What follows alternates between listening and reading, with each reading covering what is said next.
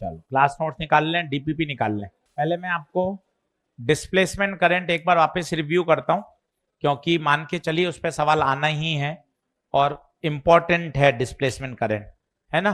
तो एक बार सभी डिस्प्लेसमेंट करंट को वापस से सीखेंगे। डिस्प्लेसमेंट करंट,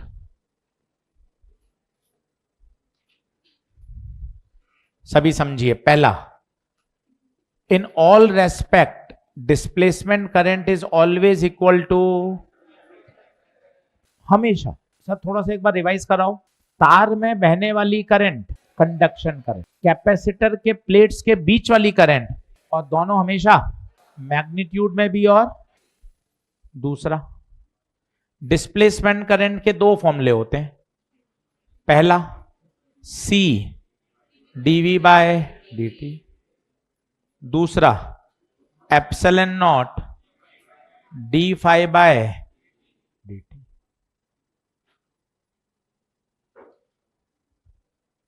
देख लीजिए। तीसरी बात, क्या एम्पियर लॉ फेल हो गए थे?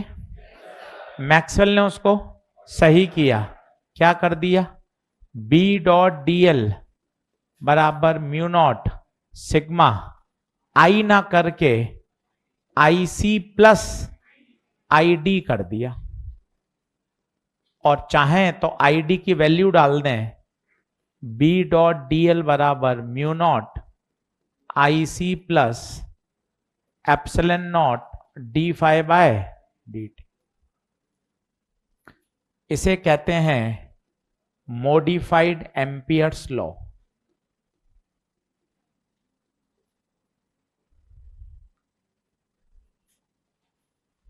मैक्सवेल ने एक और काम किया। जितना इलेक्ट्रिसिटी और मैग्नेटिज्म में आज तक काम हुआ था, गॉस ने किया, फेराडे ने किया, एम्पियर ने किया, उन सभी बातों को 4 इक्वेशन में समेट दिया पूरा। लो साहब, पूरा इलेक्ट्रोडायनेमिक्स एक साथ। क्या क्या? एक तो थी, आपको याद हो तो, गॉस थ्योरम, हम इलेक्ट्रोस्टैट्स में पढ़ेंगे ही। Integration of E dot dA, जो भी फ्लक्स होता है वो किसके बराबर होता है? Q enclose upon epsilon not. ये पहली इक्वेशन। दूसरी हमने पढ़ी थी इसी का, गॉस थ्योरम इन मैग्नेटिज्म, किसी को याद हो? Integration of B dot dA, net magnetic flux through any close surface is always monopole, never exist, याद है? Is zero. This is Gauss theorem in magnetism. तीसरी, Ampere's law, integration of B dot dl बराबर mu naught IC plus ID, Ampere's law. और चौथा, EMI का Faraday law, याद हो तो सबसे बेसिक, बार बार, induce EMF is equal to the rate of change of magnetic flux, induce EMF। और इस इंड्यूस EMF को लिख सकते हैं integration of E dot dl voltage. ये 4 इक्वेशन पूरे इलेक्ट्रोडायनेमिक्स की सभी कॉन्सेप्ट को 4 इक्वेशन में मैक्सवेल ने लिख दिया। इसमें फेराडे, एम्पियर, गॉस, सारी बातें आ गई। चैप्टर बहुत आसान है भैया, इसको एकदम तगड़ा तैयार करिए। क्लास नोट्स, शॉर्ट नोट्स इसके बना लीजिए। जेई मेन के PYQ 40 क्वेश्चन आपके पास हैं, नीट के PYQ कर लीजिए, NCERT, हर तरीके से इसको तैयार कर लीजिए। बहुत बढ़िया चैप्टर। एक मजे की बात मैंने कल आपको कही थी कि कभी कभार डिस्प्लेसमेंट करंट निकालना कठिन होता है, तो क्या निकाल लेनी चाहिए? Conduction current. और जो कंडक्शन करंट है वही डिस्प्लेसमेंट। कभी आपको प्योर कैपेसिटेंस दे दिया, अब आपको पूछा गया यार इसमें डिस्प्लेसमेंट करंट बताओ, अब आपकी हालत खराब है। अरे कोई बात नहीं, कंडक्शन करंट निकाल लो, ओम्स लॉ, V बराबर आई एक्सी। कभी आपको आरसी सर्किट दे दिया और आपको कहे यार इसमें कंडक्शन करंट बताओ, अब इसमें बताओ आई एक्सी लगाओगे या आई जेड? यहां आरएमएस तो यहां भी आरएमएस। तो इस बात का भी ध्यान रखिए, कभी डिस्प्लेसमेंट करंट निकालना कठिन है तो कंडक्शन निकाल लीजिए। अच्छा बड़ी कौन, डिस्प्लेसमेंट या conduction? In all respect displacement current is always equal to conduction current in magnitude as well as इन।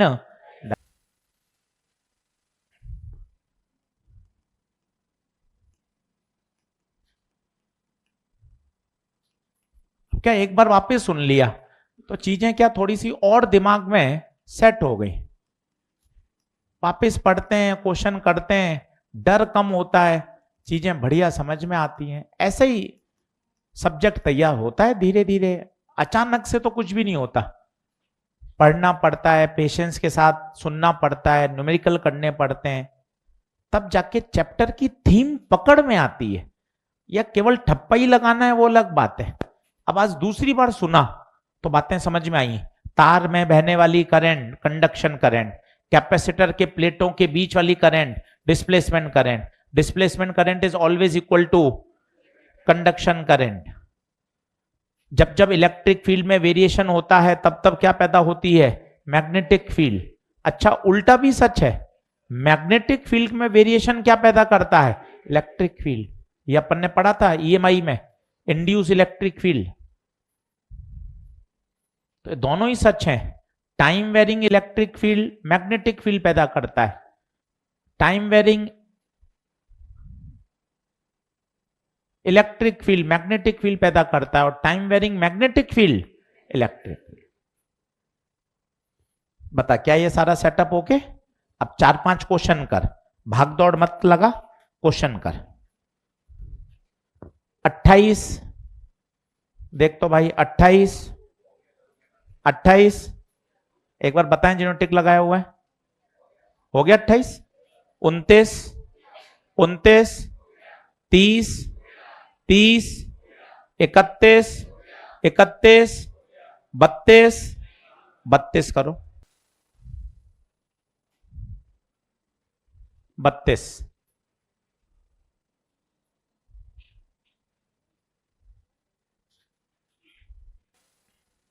चलिए शुरू करें भाई। क्वेश्चन क्या कह रहा है पहले वो पढ़ लेते हैं। दिखाइए। अब क्वेश्चन पता समझ नहीं आ रहा है यार, ये 50% चार्ज हो रहा है, क्या हो रहा है? कुछ मत सोच, तो मुझे बता सर्किट कौन सा है? RC। और मुझे हवा ही नहीं लग रही कि डिस्प्लेसमेंट करंट क्या है। अब एजी सर की वो लाइन याद कर, तीसरी बार बोल रहा हूं, जब जब डिस्प्लेसमेंट करंट निकालना कठिन हो क्या निकाल ले? Conduction current. तेरे लिए ये सवाल क्या है? आरसी सर्किट, एसी का सवाल है। अब बता आरसी सर्किट के लिए अगर मैं ओम्स लॉ लगाऊं तो क्या बनेगा? ओम्स लॉ बता क्या लगेगा?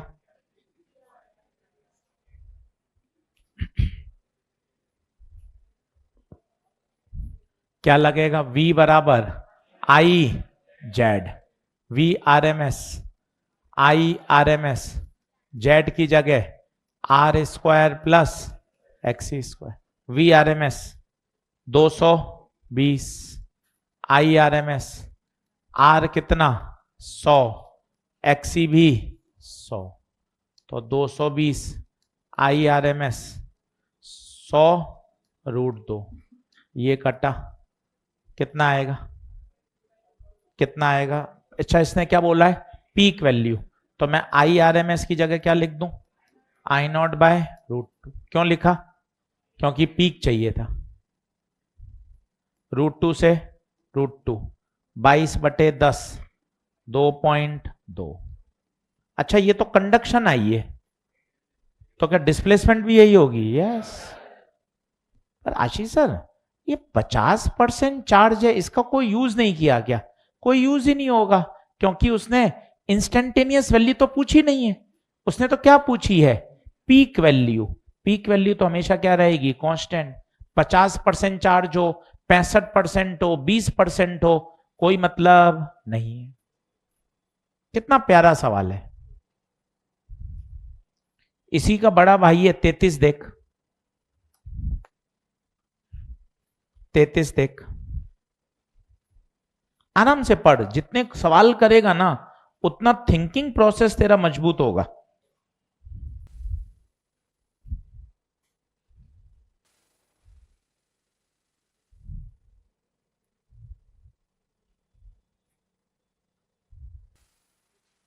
चलिए पढ़े आगे, क्या कह रहा है बताओ। फिर वही बात, फिर सुनिए। कभी कभार प्रश्न में डिस्प्लेसमेंट करंट निकालना कठिन होता है। क्या निकालना चाहिए? Conduction current. प्योर सी है या आरसी है? प्योर सी है या आरसी है? प्योर सी है, ठीक है। प्योर सी, प्योर सी है तो बताइए ओम्स लॉ, V बराबर आई एक्स सी। यहां आरएमएस रखूंगा तो यहां भी आरएमएस। एक्सी की जगह बताइए क्या लिख सकता हूं? 1/ओमेगा सी। ओमेगा सी को यहां भेज दीजिए तो क्या हो जाएगा? V RMS into omega C. बताइए V RMS कितना? 230। ओमेगा बताइए, ओमेगा 300। सी बताइए 200 पिको फेराड, मतलब -12।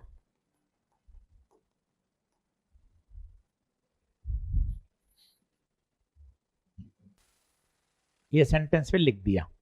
कभी कभार डिस्प्लेसमेंट करंट निकालना कठिन है तो हमें क्या निकालनी चाहिए?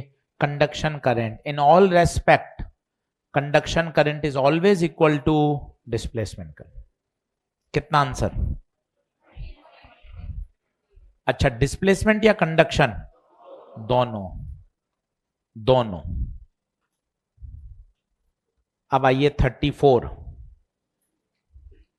लेटेस्ट सवाल है 2025 का, खुद करने की कोशिश करिएगा।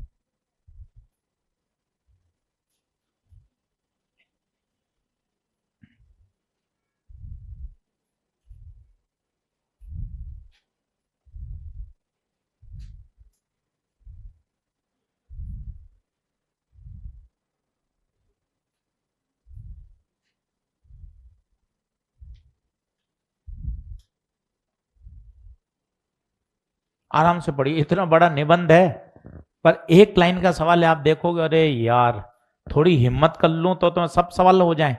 हिम्मत का खेल बड़ा होता है। अब 34 इतना बड़ा निबंध है पर तू करेगा ना तो 1 मिनट भी नहीं लगेगा। फॉर्मूला याद करना अलग है, उसको अप्लाई करना आना चाहिए। ऑनलाइन वाले बच्चों ओके क्या भैया? डीपीपी ऐप में खुल रही है क्या? देख लें एक बार सभी बच्चे थम्स अप करके बताइए। ईएमडब्ल्यू आज खत्म करेंगे, पूरी डीपीपी तैयार करनी है, 40 के 40 क्वेश्चन, एक भी नहीं छोड़ना है।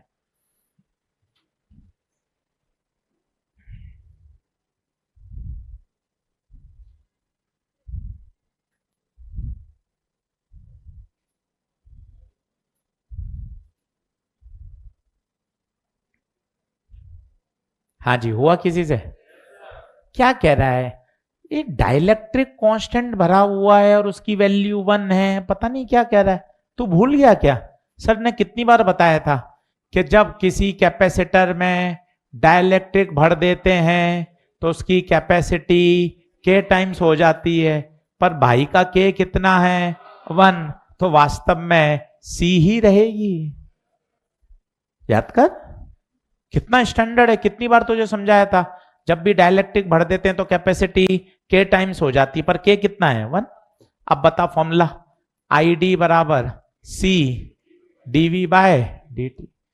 2025 में आया है, कुछ भी नहीं है सवाल में, तू देखना मजे आएंगे। आईडी दे रखा है कितना?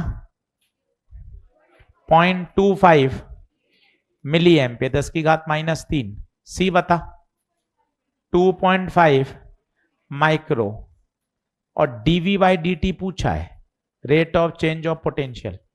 ये पॉइंट हटेगा तो नीचे 100, ये पॉइंट हटेगा तो तसल्ली से कर, 25 से 25, 0 से 0, ये 0 10 ऊपर जाएगा, -4, -6, -6 नीचे जाएगा, -4 बटे -6, 6 में से 4 गया, 10⁻²। अब देख 28, 29, 30, 31, 32, 33, 34 डिस्प्लेसमेंट करंट आएगा, 5 स्टार लगा के रख ले, पक्का सवाल फंसेगा, तसल्ली से बता। इस पेज पे एक सवाल 26 रह गया है, वो भी कल, ताकि ये पूरा पेज ही ओके हो जाए। 27, हाँ 27 भी कर ले, तो ये पूरा पेज ही ओके हो जाए। कॉलम मैचिंग का सवाल है 27।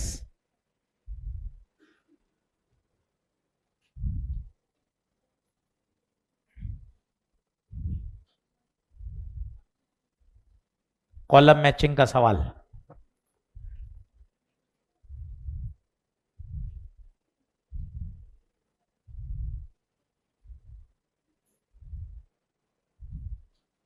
बता क्या आंसर। मैच करना आना चाहिए, गॉस लॉ कौन सा है, मैग्नेटिज्म का कौन सा है, एम्पियर्स लॉ क्या है, कोई भी 2 या 3 मैच कर लेगा तो भी हो जाता है। कॉलम मैचिंग तो आसान होता है, कभी कभार तो एक से ही मैच करने से हो जाता है, हो रहा है एक से मैच से, एक मैच से ही हो जाता है। अब बता, इस पेज पे 27 से 34 सारे ओके हैं, देख ले तसल्ली से। तो जो पूरी करनी है 40 के 40 सवाल, तब मजा है कि सर एक सिटिंग में बैठूंगा 2 घंटे 40 पूरे करूंगा। बता 27 से 34 ओके है? चलिए आगे बढ़ते हैं, आगे बढ़ते हैं।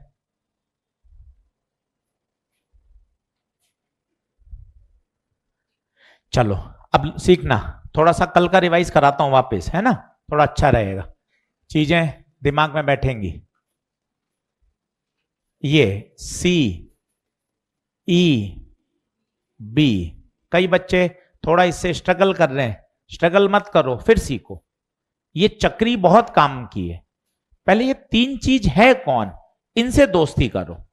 ई कौन है, ई इलेक्ट्रिक फील्ड की डायरेक्शन, बी मैग्नेटिक फील्ड की direction, C direction of propagation of wave, propagation of, वो इन 3 में से 2 देता है और 1 गायब कर देता है। मान लो उसने बी गायब कर दिया, तो बता बी का क्या फॉर्मूला बनेगा, C क्रॉस E बराबर बी। आशीष सर C कैप क्या है, C कैप क्या है, direction of propagation of wave, जिस दिशा में हमारी वेव ट्रेवल कर रही है। मान के चल, इस पे सवाल आता है। Concept number 1। कॉन्सेप्ट नंबर 2, सबसे बढ़िया, E/B का रेशियो स्पीड देता है। हां, अगर वैक्यूम है तो यही E/V किसके बराबर हो जाएगा, C। कई बच्चे बोलते हैं हमेशा C होता है क्या, नहीं, केवल और केवल वैक्यूम में। लिखना शुरू कर, लिखता रहेगा, इतना आनंद आएगा परीक्षा में, कहीं दिक्कत नहीं आती। कंफ्यूजन केवल होता है लैक ऑफ कॉन्फिडेंस, प्रैक्टिस की कमी। और इतना क्लियर कि सर आप रिवाइज रिव्यू करवा रहे हो कॉन्सेप्ट, ताकि मेरा चैप्टर एकदम तगड़ा तैयार हो जाए। तो E/B का रेशियो क्या देगा, स्पीड। कॉन्सेप्ट नंबर 3, थोड़ा इक्वेशन से दोस्ती करो।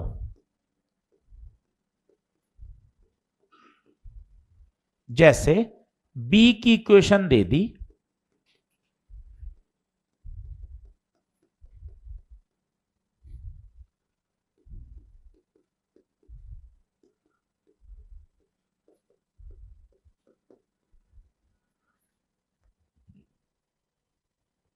बराबर आओ। पिछला लेक्चर रिवाइज करा रहा हूं तुझे, आगे आगे नहीं भाग रहा हूं, ठप्पा नहीं लगाना है, तैयार भी करना है, समझाना भी है, चीजें दिमाग में एब्जॉर्ब भी करवानी है, ताकि मेरे घर जाके सवाल बने, केवल कॉपी कॉपी नहीं भरे।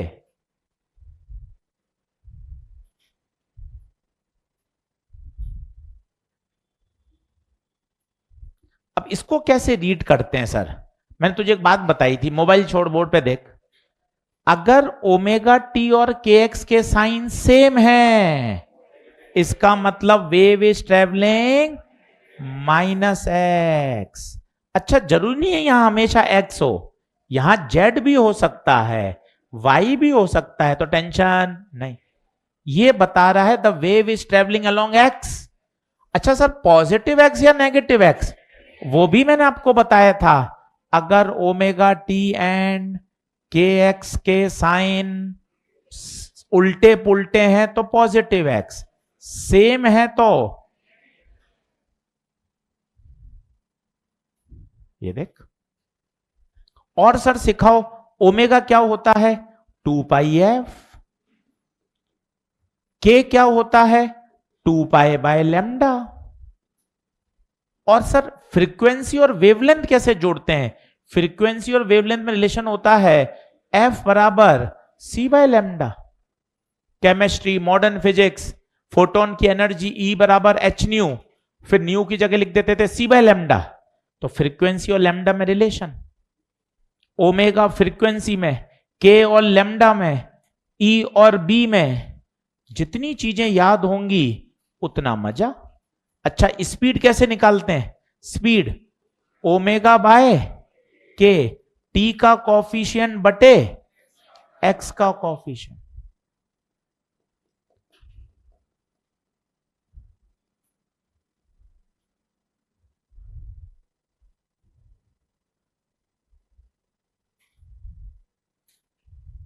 अब ये कल सिखाया था, कल इसे पढ़ाने में मुझे 1 घंटा लगा था, आज मैंने 7 मिनट में इसको समेट दिया।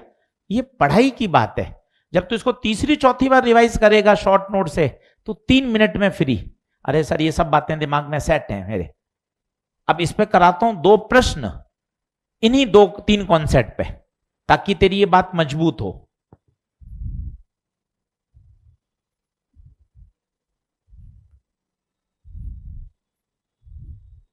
लिख ले तसल्ली से।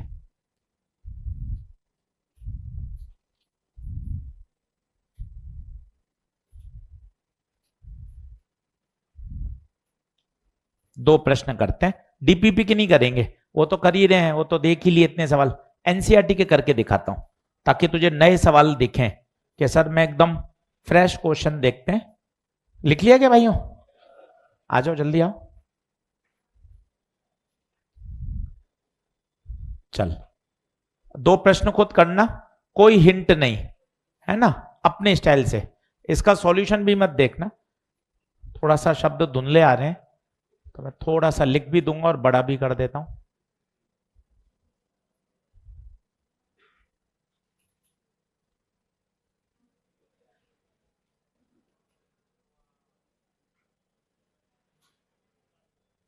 चल, अब जो शब्द मिसिंग है वो मैं लिख रहा हूं, ठीक है। एग्जाम्पल 8.1 है, a plane electromagnetic wave of frequency 25 megahertz, F दे रखा है 25 megahertz, travel in free space. Free space काम का है क्या?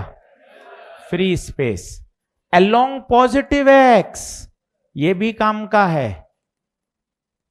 Eight a particular instant electric field की value 6.3 J cap, find the B.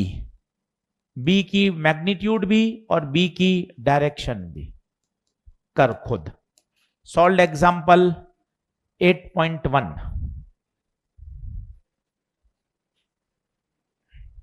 इसका सॉल्यूशन मत देख, तू अपनी मस्ती से कर सकते हो? बता। पहले तो मैं निकाल लूं वैल्यू के लिए क्या करूं? E/B बराबर C लगा दूं। अरे सर C कैसे लिख दिया सर? सर मैं तो मोबाइल देख रहा हूं, आपने C लिख दिया। अरे C क्यों लिख दिया? Free space. E0 कितना? 6.3। B0 पता नहीं। C 3 × 10 की पावर 8, 3 दूना 6, 3 एकम 3, तो 2.1 × 10 की पावर -8। ये वैल्यू आ गई। अब इसने इतना बड़ा लिखा है, ये सब बेकार। इसमें सबसे अच्छा जुगाड़ है अपना एजी फंडा, ये CEB। ये चक्री इतनी जबरदस्त है भाई, सब सवाल कर देती है, कहीं नहीं गिवन है। ये चक्री बड़ी तगड़ी है, सारे प्रश्न कर देती है। अब बता क्या गायब है? B। तो बता B का फॉर्मूला C × E। C बता, C I, E बता, और I × J, I J K, I × J K। Answer आएगा, ये देख इसने K लगा दिया। 2.1 × 10 की पावर -8 K क्या। अब इसकी ताकत देख, क्यों एजी सर इतना एनसीईआरटी कहते रहते हैं। अब डीपीपी खोल, तुझे बताता हूं। तो तू क्या थोड़ा सा टैगिंग करेगा ना, तुझे फील आएगी, अरे यार इतना जरूरी है। सवाल नंबर 19 देख, अच्छे से करना नहीं है, करवा दिया है, सिर्फ देख पढ़। इलेक्ट्रोमैग्नेटिक वेव है travelling in plus x, frequency 25 की जगह क्या कर दी 20, और वैल्यू 6.3 की जगह 9.3। Find out B 2025। Solve example तेरे सामने है। अगला देख, सवाल नंबर 12। फ्रीक्वेंसी कितनी कर दी? 25 की जगह 35। Travelling in plus x, value 9.3 की जगह 9.6 कर दी। Find out B 2024। इसके बाद देख सवाल नंबर 6। 2023 में फ्रीक्वेंसी 20, अब 20 कर दी, वैल्यू 6.3 की जगह 6.6। बी बताओ 2023। नीट के PYQ मॉड्यूल में देखना, 2017 में आया, 20 में आया, 22 में फिर रिपीट हुआ। यही प्रोफाइल, क्यों नहीं हम रिपीट करेंगे इसको, मेजर टेस्ट में भी देंगे, 2026 में नीट में भी छप जाए वापस, तो कोई अचरज वाली बात नहीं। इसलिए आपको कहते हैं यार सिलेबस की किताब तो अच्छे से करो रे, मान जाओ, मतलब करना है रे काम, नहीं करोगे तो फिर तो मतलब नहीं है ना। अब ये प्रश्न तुझे 3 बार प्रूव करके दिखा दिया, 23, 24, 25, 3 बार नीट में आया है, फिर रिपीट होगा, कौन मना करेगा भाई। एग्जैक्ट प्रोफाइल एकदम क्लियर, और जिसके 2 बार 3 बार करी हुई है कॉन्फिडेंटली 20 सेकंड में खेल जाएगा वो। ऐसे पढ़ाई करनी चाहिए। चल अब आजा एग्जाम्पल नंबर 8.2। पीछे पढ़िए, थोड़ा सा किताब करनी चाहिए, जरूरी है। चलिए अब आ रहे हैं अपन 8.2 पर। इक्वेशन दी हुई है, मैं साफ लिख रहा हूं वापस। अच्छा सवाल है, पूरा करेंगे। देखिए किसकी इक्वेशन दे रखी है बताइए? Magnetic field. थोड़ी बहुत दिख रही है, मैं वापस लिख रहा हूं भैया। चलो सब बताओ कितनी है? 2 × 10 की पावर -7 साइन 0.5 × 10 की पावर 3x प्लस 1.5 × 10 की power 11t। What is wavelength, frequency, expression, कुछ मत देख इसका सॉल्यूशन, मैं तुझे कराता हूं बिंदास, तो खुद कर। बता x का कॉफिशिएंट k, t का कॉफिशिएंट ओमेगा, खुद कर। ओमेगा निकाल, के निकाल, स्पीड निकाल, लैम्डा निकाल, खुद बढ़ सवाल में आगे। एक्सप्रेशन मैंने लिख दिया है, एनसीईआरटी चल रही है, काटा कूटा होने दे, 3 सवाल 5 सवाल गलत होने का पेशेंस रख, कि गलत करने से ही चीजें डेवलप होती हैं। सर मुझे चीजें समझ में आ रही हैं, गलत होगा ऑब्वियस है।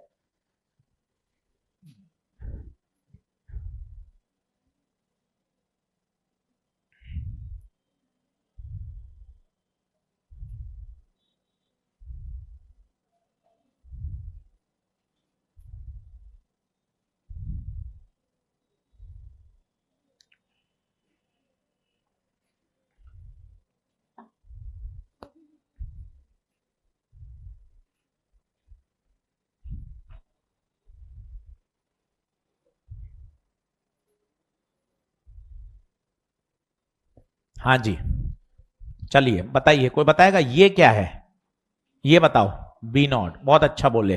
एक्स का कॉफिशिएंट के, तो के कितना, 0.5 इंटू 10 की पावर 3, के की जगह 2 पाई बाय लैम्डा, लैम्डा उधर ले जाओ, इसको नीचे ले आओ। 0.5 का मतलब आधा, आधा ऊपर जाएगा तो 2, 4 पाई और 10 की पावर -3, लैम्डा आ चुका है मेरे बेटे, लैम्डा आ चुका है। ओमेगा कोई बताएगा, ओमेगा बोलिए, 1.5 इंटू 10 की पावर 11, फ्रीक्वेंसी पूछिए क्या, हाँ, तो ओमेगा 2 पाई एफ, फ्रीक्वेंसी 1.5 इंटू 10 की पावर 11 बटे 2 पाई, फ्रीक्वेंसी भी आ गई। अब पूछा है ई बताओ, तो ई के लिए फॉर्मूला क्या होता है, ई नॉट बटे बी नॉट। क्या सी चुपका दूं क्या, नहीं सर, सी मत चुपकाओ, क्योंकि कहीं भी फ्री स्पेस नहीं दिया है। पहले आपको क्या निकालनी पड़ेगी, स्पीड। नीट 2026 का फॉर्म आ चुका है, सभी को पता है, और इसको ऑनलाइन भरने में सहायता के लिए सर्वम कैंपस में बेसमेंट में आपको ये सारी सुविधाएं उपलब्ध रहेंगी कल से, और समय रहेगा सुबह 10 से 5 बजे तक। क्या क्या आपको डॉक्यूमेंट चाहिए उसके लिए आप नोटिस बोर्ड देखें, फोटोग्राफ वगैरह सबकी आवश्यकता पड़ेगी, और इसकी सारी सहायता के लिए बेसमेंट में एक व्यक्ति बैठे हैं, और सुबह 10 से शाम को 5 बजे तक सेवाएं रहेंगी, वहां आप सहायता ले सकते हैं, फॉर्म भी फिलअप कर सकते हैं। तो ई नॉट बटे बी नॉट क्या है, स्पीड, पर स्पीड तो है ही नहीं, तो क्या निकाल सकते हो, हाँ हाँ, कैसे बता, कैसे, स्पीड बराबर ओमेगा बटे के, ओमेगा 1.5 इंटू 10 की पावर 11, 0.5 इंटू 10 की पावर 3, ये 3, तो 3 इंटू 10 की पावर 8। खुश मत हो कि तो वही आया, हर बार वो आएगा ये कोई जरूरी नहीं है। तो ये सोच ले, सर नहीं टाइम पास की ऐसे ही आता है, ऐसा कोई जरूरी नहीं है, कुछ भी आ सकता है, आपको हर बार निकालना पड़ेगा। हाँ, अगर फ्री स्पेस दे दे तो कोई टेंशन वाली बात नहीं है, ये स्पीड आ गई 3 इंटू 10 की पावर 8, तो ई नॉट नहीं पता, बी नॉट 2 इंटू 10 की पावर -7, स्पीड 3 इंटू 10 की पावर 8, तो ई नॉट 3 दूना 6, 60, 60 आएगा भैया, ये ई नॉट आ गया। क्या बढ़िया सवाल है, सारी बातें रिवाइज हो गई। अब सर एक्सप्रेशन भी लिख सकते हैं क्या, हाँ, एक्सप्रेशन में बता कैसे लिखेगा, कोशिश करेगा एक्सप्रेशन की, हाँ सर मैं करता हूं सर, कोशिश कर, कोशिश एक्सप्रेशन की। तो ई नॉट 60, बी नॉट की जगह क्या आया, ई नॉट, साइन, सर ये पूरा सामान चिपका दो, क्यों, फेज सेम होता है, इसमें कोई परिवर्तन लो गुरुजी, किसकी इक्वेशन आ गई? इलेक्ट्रिक फील्ड की। क्या बढ़िया सवाल है, देख कितने कॉन्सेप्ट। तू एक सवाल ही कर लेगा, ये 10 सवाल पे भारी है। स्पीड भी आ गई, ओमेगा भी आ गया, लेमडा भी आ गया, एक्सप्रेशन भी आ गया, ई नॉट बटे बी नॉट सी भी लग गया। इसलिए कहते हैं किताब को तवज्जो दो, समय है और ज्यादा प्रश्न नहीं है। 12वीं की दोनों किताब में मिलाकर 250 सवाल हैं। एक दिन में 20 से 25 सवाल भी करे तो 10 दिन में दोनों किताब फ्री, और एक एक सवाल क्वालिटी। अब मैं इसकी तुझे टैगिंग करके दिखाता हूं कि सवाल कितनी बार आया, जिससे तेरा मन करे अरे यार बार बार प्रश्न रिपीट हो रहा है, क्यों ना एनसीईआरटी करी जाए। इसलिए टैग करके 3 मिनट खर्च करता हूं, जिससे तुझे पता चले।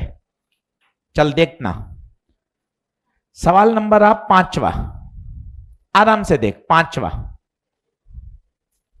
अरे सर इसने तो बिल्कुल ही नकल मार दी सर। 2 इंटू 10⁻⁷ की जगह 8 करा बस, साइन 0.5 1.5 एग्जैक्ट सेम। और क्या पूछा है? Electric field. नकल 2022 देख ले भाई, तेरे सामने एनसीईआरटी है, तेरे सामने क्वेश्चन है। सर ऐसा टैग क्यों करवा रहे हो? ताकि तेरा एनसीईआरटी में डेडिकेशन बढ़े कि मुझे करनी चाहिए। एजी सर पीछे पड़े हुए हैं, उनके पीछे साइंटिफिक और लॉजिक दे रहे हैं कि देख बार बार क्वेश्चन रिपीट होता है। अच्छा उल्टा भी बन सकता है, ये बी से ई निकाला है, क्या ई से बी निकाल सकता है क्या? कोई बड़ी बात नहीं है। चल ये हो गया 2022। अब आ जा 10वां सवाल। 10वां, अरे सर 2025 नीट बवंडर वाला पेपर। अरे भाई सवाल यहीं से चुराया है, देख सेम सवाल चुराया है। क्या इसने क्या बना दिया? ई, और ई से क्या पूछा है? बी। बिल्कुल वही सवाल 2025, ई से बी, बी से ई। ये फिक्स पैटर्न के सवाल हैं भाई, बार बार पूछे जाते हैं। जितनी बार इसको तैयार करेगा उतना ये पैटर्न फिक्स है। बताइए क्या आगे बढ़ सकते हैं? सवाल नंबर 4 देख, सवाल नंबर 4 देख। यहां भी इक्वेशन दे रखी है, और जब भी इक्वेशन दे रखी हो, इलेक्ट्रिक फील्ड की दे रखी है तो पक्का पक्का वो क्या पूछेगा? Magnetic field. मैग्नेटिक फील्ड की दे रखी है तो क्या पूछेगा? Electric field. तुझे प्रोफाइल ऐसे दिमाग में बैठ जाएंगे जब 10-10 बार रिवाइज करेगा। अरे सर करा हुआ सवाल है, कोई दिक्कत वाली बात नहीं है। बोल क्या मैं आगे बढ़ सकता हूं क्या? चलिए अब वापिस पढ़ाते हैं। ये रिवाइज कराया 15-20 मिनट, कल वाली बातें जो थोड़ी मजबूत हों। थोड़ा चैप्टर को आगे बढ़ाता हूं। लिखिए इलेक्ट्रोमैग्नेटिक स्पेक्ट्रम।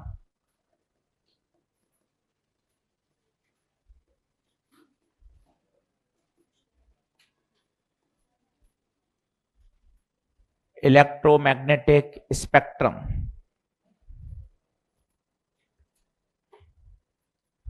अब ये थोड़ा याद करने का है, थोड़ा बायो जैसी बातें हैं, पर मैं तो सारी बात बता देता हूं आपको। लिखना आप शुरू करिए। Radio waves, microwaves, infrared, visible, UV. ये एनसीईआरटी में भाई इसके 3 पेज 2 पेज दे रखे हैं, टेबल दे रखी है, उसको एक बार पढ़ लेना। पूरा का पूरा ये थ्योरेटिकल है। सबसे पहले तो इनकी वेवलेंथ रेंज, ऊपर से नीचे जाने पर लैम्डा कम होता है। तुझे बिल्कुल ये ऑर्डर याद होना चाहिए। रेडियो के बाद micro, infra, visible, UV, x, gamma. फिर इनकी वेवलेंथ रेडियो वेव की सबसे ज्यादा होती है 0.1 मीटर से ज्यादा, माइक्रोवेव की होती है 0.1 मीटर से 1 मिलीमीटर, इंफ्रारेड की होती है 1 मिलीमीटर से 700 नैनोमीटर। विजिबल की तुझे याद है 700 नैनोमीटर से 400 नैनोमीटर। उल्टा बोलते हम 400 700, ये घटते हुए क्रम में लिख रहे हैं। अल्ट्रावायलेट की 400 नैनोमीटर से 1 नैनोमीटर। एक्सरे की 1 नैनोमीटर से 10⁻³ और गामा की सबसे कम।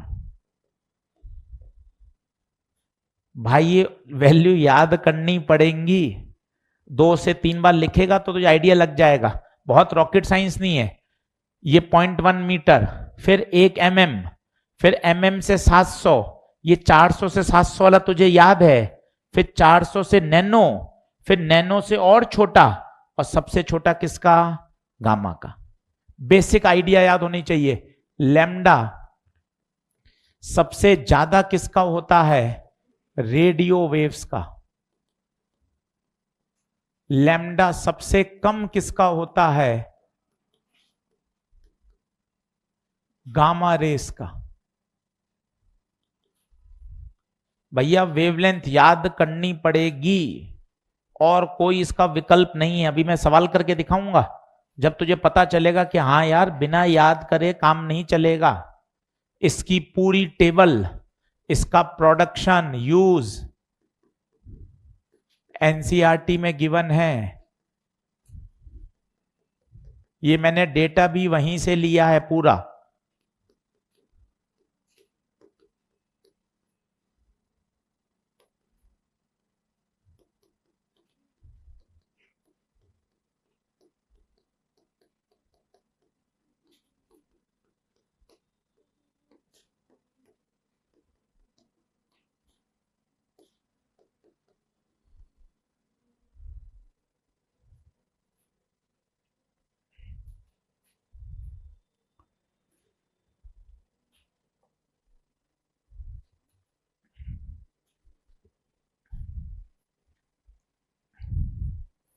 सर प्रोडक्शन का मतलब क्या है? प्रोडक्शन मतलब तो कैसे पैदा होती हैं, अपने आप थोड़ी ना बनती होंगी, सबका प्रोडक्शन है। सर कुछ बताओ ताकि मुझे थोड़े थोड़े याद हो।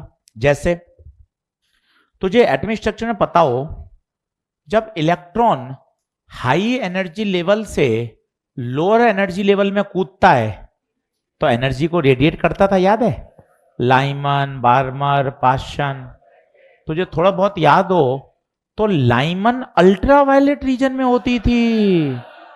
मतलब अल्ट्रावायलेट अगर तुझे पैदा करवानी है तो इलेक्ट्रॉन को कूदना पड़ेगा सेकंड से फर्स्ट में, थर्ड से फर्स्ट में, याद कर। Inert shell electron. Balmer series किस में होती थी? विजिबल। तो जब इलेक्ट्रॉन हाई से लो में कूदता है तो एनर्जी क्या करता है? रेडिएट। इनका प्रोडक्शन तुझे पूरी टेबल है जो आपको सीखनी पड़ेगी। जैसे माइक्रोवेव की बात करें, सर किचन में माइक्रोवेव होता है, ये वही माइक्रोवेव है भाई। उस माइक्रोवेव के अंदर माइक्रोवेव रेडिएशंस होते हैं। सर मैं तो खाना गर्म करता हूं, मस्त रहता हूं। अरे भाई उसकी फिजिक्स सीख ले, मजा आ जाएगा। कैसे खाना गर्म होता है तो ये सिखाता हूं।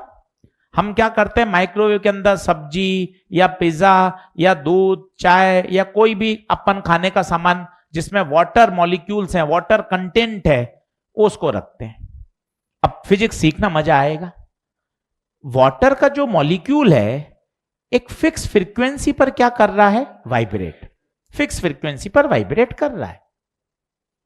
माइक्रोवेव को जैसे आप ऑन करते हो तो माइक्रोवेव के अंदर एक वॉल्व लगा रहता है, जिसे बोलते हैं किलस्ट्रॉन वॉल्व, मैग्नेट्रॉन वॉल्व। सिर्फ नाम है, इसकी डिटेल अपने सिलेबस में नहीं है।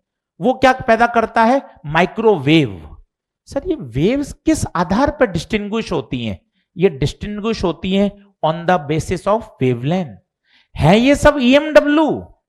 इस कमरे में वोडाफोन, आइडिया, जियो, रिलायंस, BSNL सबकी वेव्स हैं। वो कौन है? Radio waves. एक्सरे कराने जा रहे हैं, वो एक्सरे हैं। अंतर क्या है दोनों में? दोनों का लैम्डा अलग अलग है। टाटा स्काई टीवी रिमोट देख रहे हैं, टक टक चैनल बदल रहे हैं, वहां भी इलेक्ट्रोमैग्नेटिक रेडिएशंस निकल रहे हैं। वो कौन है? Infrared. Ultraviolet, sun, sun is a source of ultraviolet light. वो तो धन्यवाद है परमपिता परमेश्वर का, ओजोन लेयर बना दी। नहीं तो भाई साहब यूवी रे तो हमारे लिए बहुत घातक है, बहुत घातक है। वो तो ओजोन लेयर बनी हुई है जो यूवी रेस को क्या कर लेता है, एब्जॉर्ब। अगर यूवी हमारे ऊपर गिरने रहे हैं तो बहुत ज्यादा हानिकारक है। हमारे अंदर जो मेलेनिन है उसको क्या कर देती है, बढ़ा देती। कहते हैं धूप में जाओगे तो काले हो जाओगे। ये मां कैसे जानती है काले होना ये क्या होता है? क्या होता है, उसमें यूवी रेज होती हैं और हमारे स्किन के अंदर जो मेलेनिन है उसको क्या करती हैं, बढ़ाती हैं। कांच, अगर आप कांच के अंदर बैठे हुए हो, आपने एक सिर्फ एक सिंपल ग्लास लगा लिया है, यूवी रेस उस ग्लास को पार नहीं कर पाती। वेल्डिंग मशीन वाले वो करते हैं तो आपने देखा होगा कि आगे वो ग्लास लगा लेते हैं। कारण क्या है, वेल्डिंग आर्क से जो रेडिएशंस हैं वो कौन से हैं, यूवी। और वो ग्लास लगाने से वो यूवी रेडिएशंस उनके आंख में या स्किन पे टच नहीं होते। यूवी रेज, पानी, अभी यूवी लैंप, कहीं आपने आरओ अपने घर पे लगा हुआ है, कैंट आरओ आपने देखा हो, यूवी लगे, यूवी लैंप्स होते हैं, क्या करते हैं, पानी के अंदर बैक्टीरिया को मारते हैं। ये सारी कहानी दी हुई है। बात माइक्रोवेव की हो रही थी कि माइक्रोवेव में खाना कैसे गर्म होता है। तो क्या किया आपने, पिज्जा रखा, सब्जी रखी, दाल रखी, तो दाल के अंदर है वाटर कंटेंट, वाटर का मॉलिक्यूल एक फिक्स फ्रीक्वेंसी पर क्या कर रहा है, वाइब्रेट। यहां क्या पैदा हुई, माइक्रोवेव्स। माइक्रोवेव की फ्रीक्वेंसी वाटर मॉलिक्यूल की फ्रीक्वेंसी मैच कर गई, क्या हो गया, रेजोनेंस। रेजोनेंस में क्या होगा, मैक्सिमम एनर्जी का क्या होगा, ट्रांसफर। मैक्सिमम एनर्जी का ट्रांसफर होगा और आपका खाने की वाटर मॉलिक्यूल की एनर्जी बढ़ जाएगी। और थर्मोडायनेमिक्स तो जानता है, एनर्जी बढ़ेगी तो टेम्परेचर भी, खाना क्या हो गया, गर्म। माइक्रोवेव लिख तो लिया था हमने टेबल, ठीक है। चलिए, तो माइक्रोवेव की बात हो गई। रेडियो वेव, जो एंटीना लगे रहते हैं, जो जैसे आप माई एफएम, बिग एफएम सुनते हो, तो भाई साहब ब्रॉडकास्ट एंटीना से पहले सिग्नल को भेजा जाता है, तभी तो आप रिसीव करते हो। तो एंटीना के अंदर क्या होते हैं, जो चार्ज पार्टिकल हैं वो एसी सप्लाई से क्या करते हैं, ऑसिलेट। और सोचिए अगर चार्ज पार्टिकल ऑसिलेट करेगा तो क्या पैदा होंगी, ईएम वेव्स। क्या पैदा होंगी, ईएम वेव्स। ये सारी चीजें याद होंगी तब काम चलेगा। फिर जैसे वो फिजियोथेरेपी, कभी कभार आपने देखा हो कि मतलब चोट तो नहीं, जैसे मसल में पेन हो रहा है तो इंफ्रारेड लैंप आते हैं, लैंप से क्या करते हैं, सिकाई करते हैं, ताकि फिजियोथेरेपी, ताकि मसल्स को क्या मिलता है। फिजियोथेरेपी में कौन से लैंप यूज किए जाते हैं, इंफ्रारेड लैंप्स यूज किए जाते हैं। ये उपयोग याद करने पड़ेंगे, थोड़ा बायो जैसा फीलिंग है पर याद होगा तभी काम चलेगा। कुछ प्रश्न करके देखते हैं जिससे आपको इंपॉर्टेंस पता चले कि एजी से जो शब्द बोल रहे हैं इन सबका इंपॉर्टेंस है। सबसे पहले आइए सवाल नंबर 35 पर, सवाल नंबर 35 पे आइए। देखिए नीट 2022 मैच द कॉलम, ये वही बच्चा कर सकता है जिसको वेवलेंथ का आइडिया है। और मजे की बात, कॉमन सेंस से भी कई बच्चे करे आते हैं। मैंने पूछा, मैं कहा बेटा तू कैसे करे है, सर आपने लिखाया था रेडियो वेव की वेवलेंथ सबसे ज्यादा होती है। भाई इसी लाइन से ठोक आया है सवाल, ये देख सबसे ज्यादा -10, -2, -4, 2 सबसे ज्यादा किसकी, 10 की घात 2। और सबसे ज्यादा होती किसकी, रेडियो वेव। रेडियो वेव को टिक करा किससे, सेकंड से। एक ही ऑप्शन है थर्ड, बाकी तो और याद है तो कर ही लेंगे पर आइडिया से कैसे होता है देखिए। और सबसे छोटी सोचो, एक्सरे गामा सबसे नीचे है तो सबसे छोटी एक्सरे, सबसे छोटा 10 की पावर -10। तो बताओ डी किससे मैच करेगा, 1 से। ऐसे मैच हो जाती हैं चीजें। और देखिए 37 नंबर देखिए 2023, आपको आइडिया लगे भैया वेवलेंथ याद करे बिना ये सवाल नहीं हो पाएगा। 37 नंबर देख,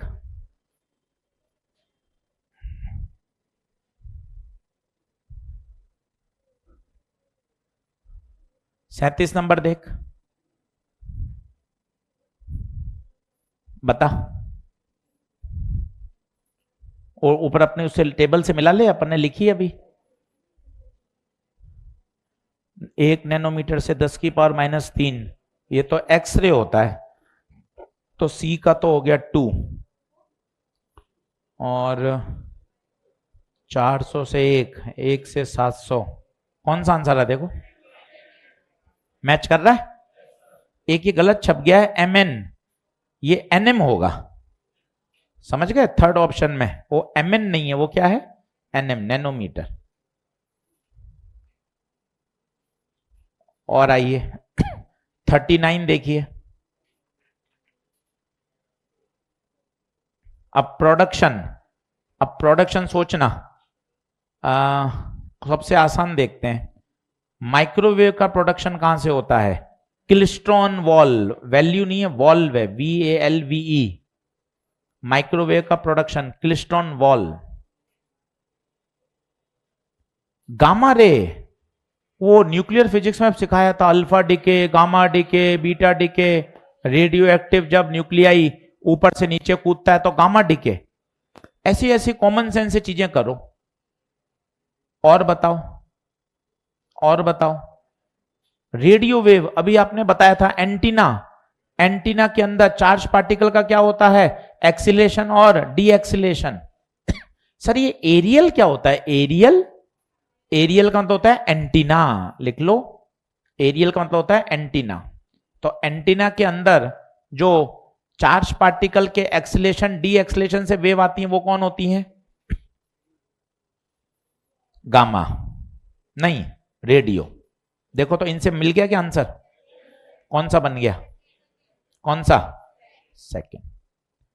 चलिए अब आइए क्वेश्चन नंबर 36, सारे थ्योरेटिकल हैं, इन सबको मैंने जानबूझ के अरेंज किया है ताकि आपको पता चल जाए कि भैया वो सब याद करना जरूरी है। 36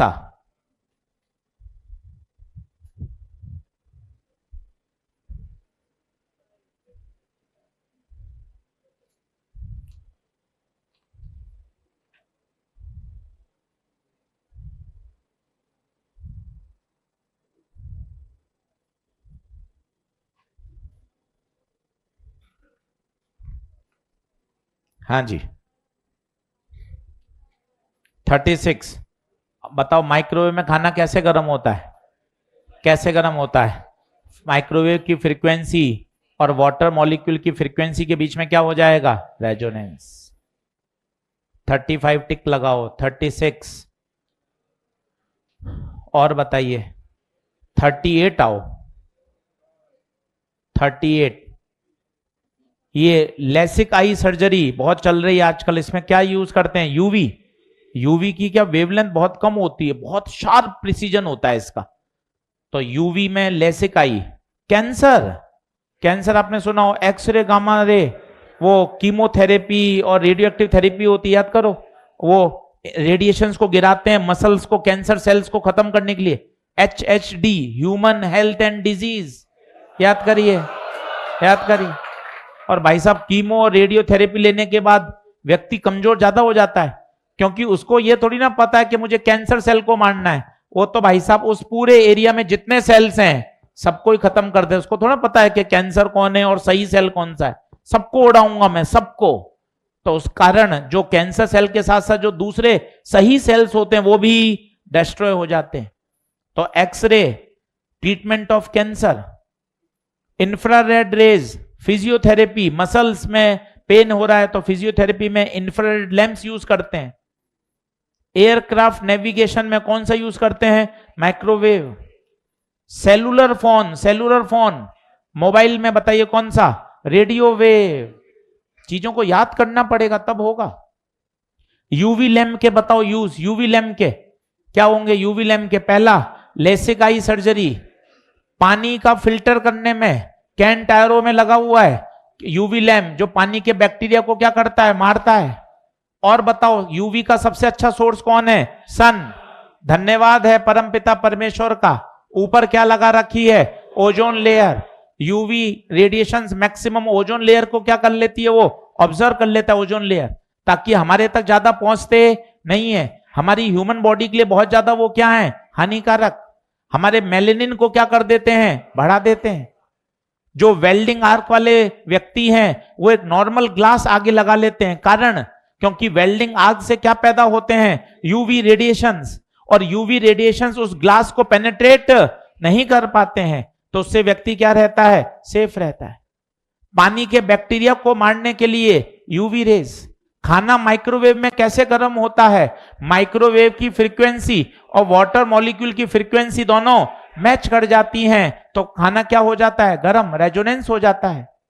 एक्सरे, ट्रीटमेंट ऑफ कैंसर में क्या यूज करते हैं, एक्सरे। फिजियोथेरेपी, मसल्स पेन के लिए क्या यूज करते हैं, इंफ्रारेड लैंप। गामा रेस कैसे पैदा होती हैं, जब रेडियो एक्टिव डिके होता है, ऊपर से नीचे कूदते हैं तो क्या आएगी, गामा डिके। याद करिए सर, अब 4-4 बार क्या बोल रहे हो, ताकि दिमाग में चीजें सेट हो जाएं, इसलिए 4 बार बोल रहे हैं ताकि तुझे फायदा मिले, 3 मई को तेरा पेपर अच्छा जाए, इसलिए मेहनत कर रहे हैं। सही बात है ना। अब देख 38 हुआ क्या तेरा, अब 40 में आ, 40 देख, 40 देख। सबसे ज्यादा बता किसकी, माइक्रो, माइक्रो के बाद विजिबल, विजिबल के बाद, और सबसे छोटी, अब तू वैसे ही कर सकता था, गामा की सबसे कम होती है, ले सीधा सवाल हो गया, सबसे कम गामा।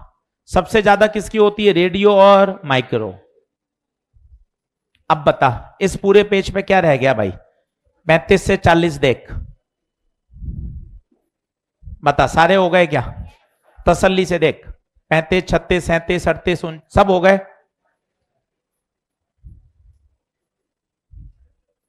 अच्छे से देख ले भाई। चलो अब थोड़ा सा और रिवीजन करते हैं, और चीज तैयार करते हैं। अब आइए 2-3 सवाल बहुत बढ़िया जो पूरा चैप्टर समझाएंगे। 3 सवाल लिखिए, 7th, 9th और 18, तीनों बहुत अच्छे, तीनों के लिए 3-4 मिनट लीजिए, तसल्ली से पढ़िए, तीनों थ्योरेटिकल। 7, 9 और 18 पढ़ो तसल्ली से, बिल्कुल साइलेंस के साथ। चैप्टर तगड़ा तैयार करना है, ईएम वेव।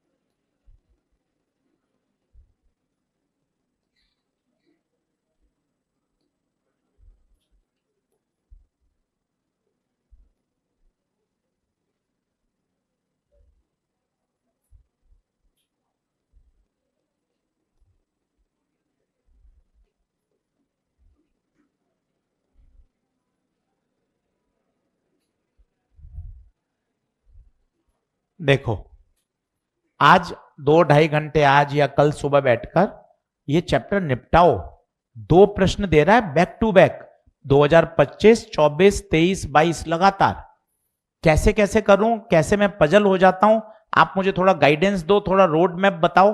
बिल्कुल ही हमारा काम भी है रोड मैप गाइडेंस देना। सबसे पहले स्टेप 1, क्या तैयार करो? Class notes. जैसे क्लास नोट्स तैयार, चेकलिस्ट में टिक लग गया। इसके बाद सीधा आओ, शॉर्ट नोट्स नहीं, आप क्या करते हो सीधा शॉर्ट नोट बना देते हो। शॉर्ट नोट नहीं बनेंगे, शॉर्ट नोट बनते हैं 50-60 क्वेश्चन करके, जिससे आपको यह बात पता चलती है कौन सी बात बार बार पूछी जा रही है, उसको मैं अच्छे से शॉर्ट नोट में क्या करूंगा, हाईलाइट। स्टेप नंबर 2, नीट के 15 साल के क्या करिए, पीवाईक्यू। सर कहां मिलेंगे? एक्सरसाइज 4। सर कितने क्वेश्चन है? 20। पूरे 20 के 20 बन जाएंगे, एक भी नहीं अटकेगा तेरा। इसके बाद थोड़ा सा और अपनी एफिशिएंसी बढ़ानी है कि सर मुझे थोड़ा और लेवल अप करना है, और अच्छे सवाल करने हैं। जेई मेन के क्वेश्चन, सर ये कहां से लेके आऊं? कहीं मत भाग, तेरे पास ये डीपीपी तैयार है, देख सभी ये जेई मेन के क्वेश्चन सिस्टमेटिक जमे हुए हैं। कितने सवाल हैं सर? ये 40।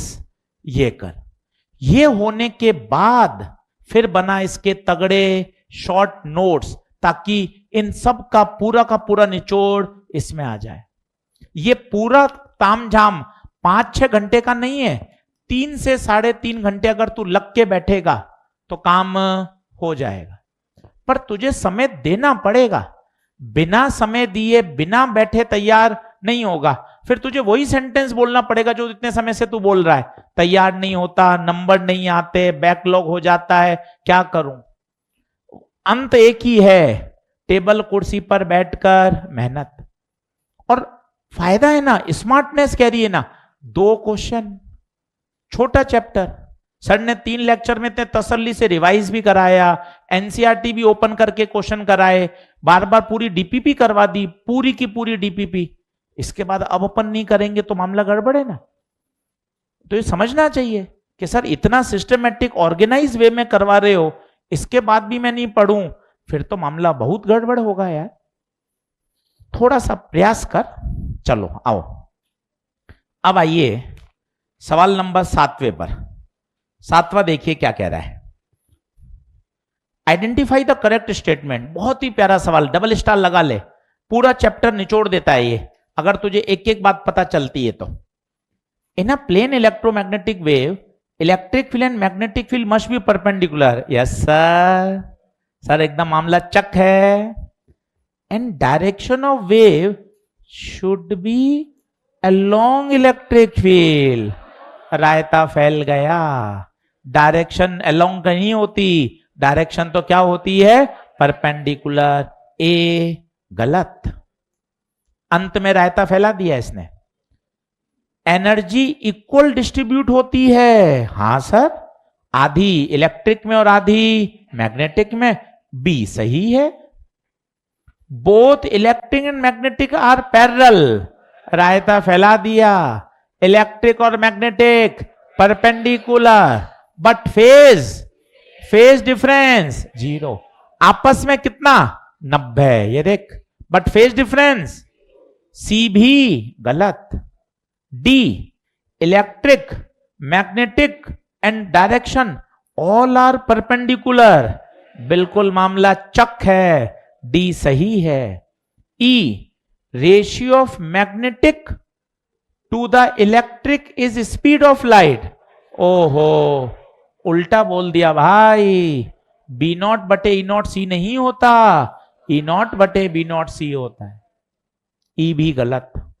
कितना अच्छा सवाल बनाया, एक ही सवाल में पूरा ईएमडब्ल्यू। ये होशियार एग्जामिनर की पहचान है, सवाल लेंदी भी हो गया और पूरा ईएमडब्ल्यू भी पूछ लिया। न्यूमेरिकल तो 5 बनते तब ये सारी बातें आती।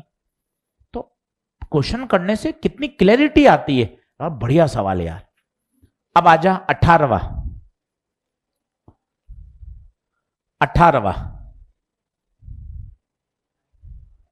18वां, क्या time varying electric field magnetic field पैदा करती है? हाँ गुरुजी। क्या उल्टा भी सच है?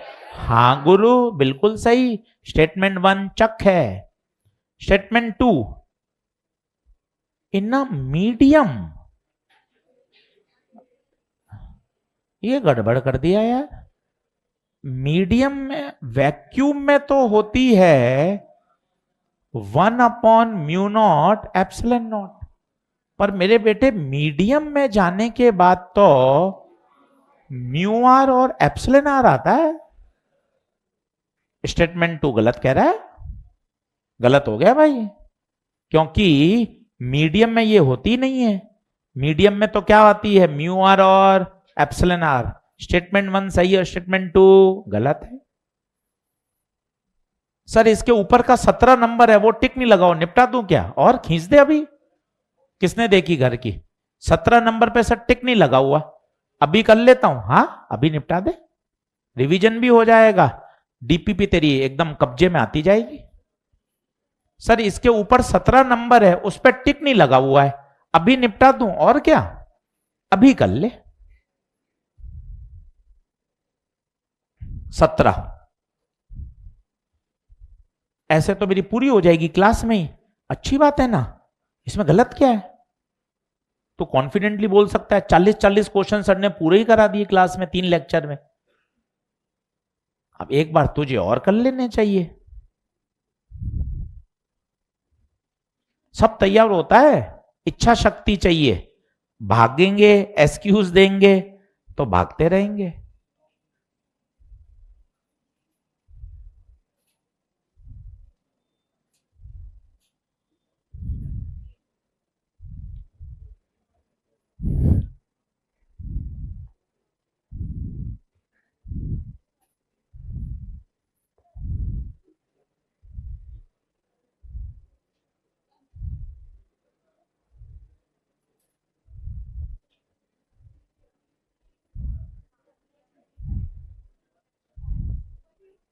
ला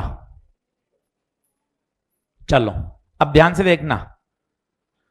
इन a electromagnetic wave the electric field is along negative Z.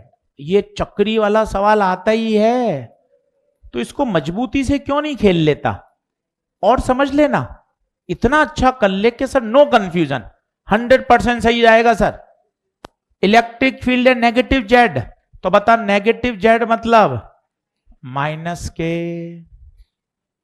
Magnetic field is along positive X plus I, और डायरेक्शन ऑफ प्रोपोगेशन सी गायब, सी गायब। बता सी क्या से आएगा, ई क्रॉस बी। ये अपने आप में एक अच्छी बात है। डायरेक्शन ऑफ प्रोपोगेशन किसको फॉलो करता है, ई क्रॉस बी। यही एक पॉइंटिंग वेक्टर भी आएगा, अभी बताऊंगा, ई क्रॉस बी। अब बता ई कितना, माइनस के बी आई, के क्रॉस आई, के क्रॉस आई जे, तो के क्रॉस आई जे, आंसर माइनस जे आएगा भाई। बताइए कौन सा आंसर, कौन सा आंसर बता भाई, क्या मामला ओके है? चलिए 9th पे आइए, 9th पे आइए। हो गया क्या? एनर्जी और मोमेंटम दोनों होते हैं, और रेस्ट मास फोटोन का 0। तो असर्शन गलत है और रीजन सही है, असर्शन गलत है और रीजन सही है। नीचे लिखिए, एक नोट लगाइए नोट्स में।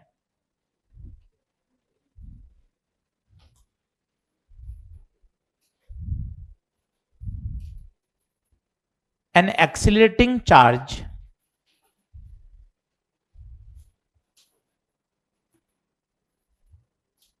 an accelerating charge oblique oscillating charge, या तो एक्सिलेट करे या ऑसिलेट करे। ऑसिलेट करता है तो उसका भी एक्सिलेशन नॉन जीरो होता है।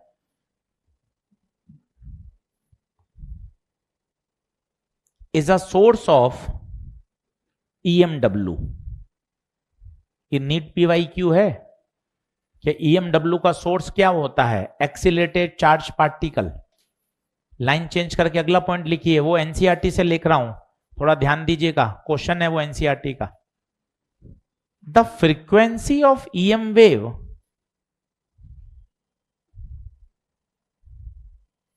The frequency of EM wave is as that of same as that of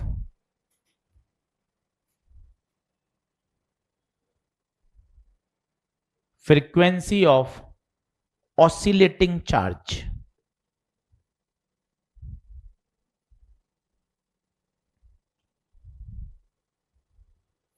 Frequency of EM wave is same as that of frequency of NCERT unsolved question है, bracket में लिख लेना। जिस frequency से charge oscillate करता है उसी frequency की क्या पैदा होती है, EM वेव। ब्रैकेट में लिख लीजिएगा, एनसीईआरटी का क्वेश्चन है ये। अब क्वेश्चन नंबर 14 देखिए।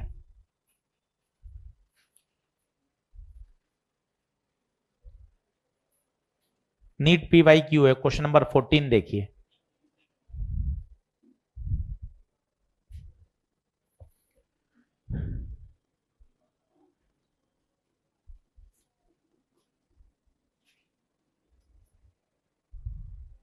क्या आंसर आएगा बताइए? फर्स्ट। चलिए लास्ट लिखिए, पॉइंटिंग वेक्टर। भाई चैप्टर पूरा सिस्टमेटिक करा दिया है, चैप्टर आसान है, इसको फुल स्कोर में बदलना है, ध्यान रखिए। AC बहुत आसान, EMI छोटा चैप्टर, इनको बढ़िया करिए। 40 क्वेश्चन कर लिए हैं, देखें आप EMW में। EMI में आपको याद हो तो 82 क्वेश्चन थे EMI में, सब करे क्लास में। अब इलेक्ट्रोस्टैटिक शुरू कर रहे हैं, उसमें भी 70-75 क्वेश्चन करेंगे, ऐसे जल्दबाजी में नहीं निपटाएंगे। 70-75 बड़ा टॉपिक है।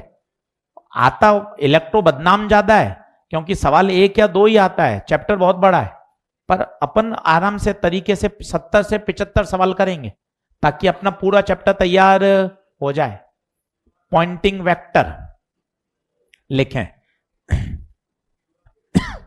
Rate of flow of energy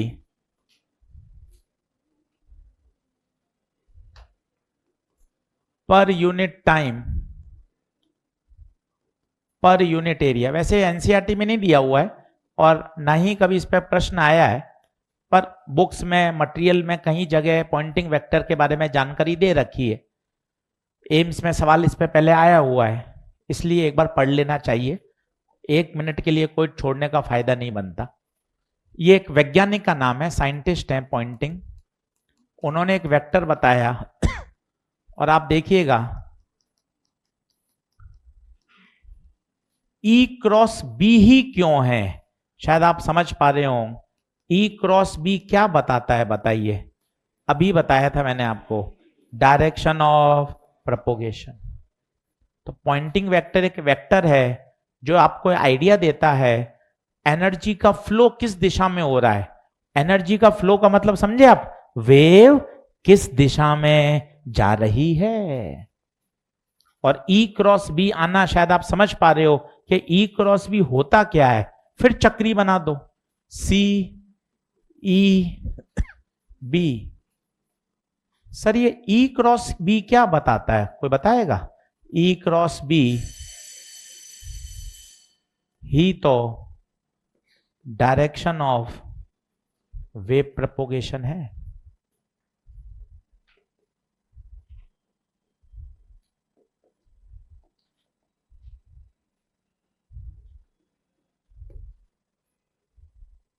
छोटा सा चैप्टर ईमानदारी से पूरा किया, कहीं ऐसा नहीं अंतिम टाइम चल रहा है ऐसा धमाधम करवा दो, ऐसी कोई थॉट प्रोसेस सोच नहीं रखी। सिस्टमेटिक, न्यूमेरिकल, सारे कॉन्सेप्ट सब कुछ क्लियर भाई। अगले लेक्चर में से आगे बढ़ेंगे, इलेक्ट्रोस्टैट्स।